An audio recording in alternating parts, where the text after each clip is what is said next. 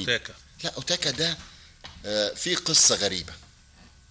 انا النهارده انت بتجيب لعيب افريقي زي اوتاكا ومش من عندك من اسماعيليه بقاله كام سنه، بقاله 17 سنه وراجع النادي الاسماعيلي هيعمل ايه؟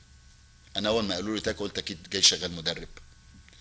يمكن لا احنا نفتكر على لعيب كان كويس جدا في نادي الزمالك. هقول لك انا لعيب افريقي مسك منتخب نيجيريا وكرموه. نادي الزمالك جابه وكرمه، وانا لعبت ضده. كان في موسم 91 92 كان اخر موسم ليه هنا.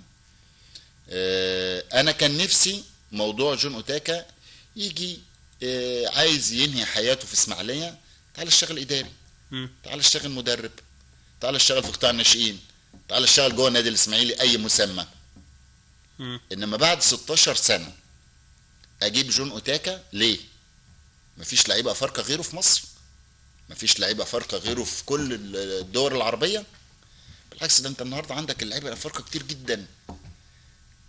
ايه الهدف؟ مين اللي جابه كده؟ انا معرفش. انا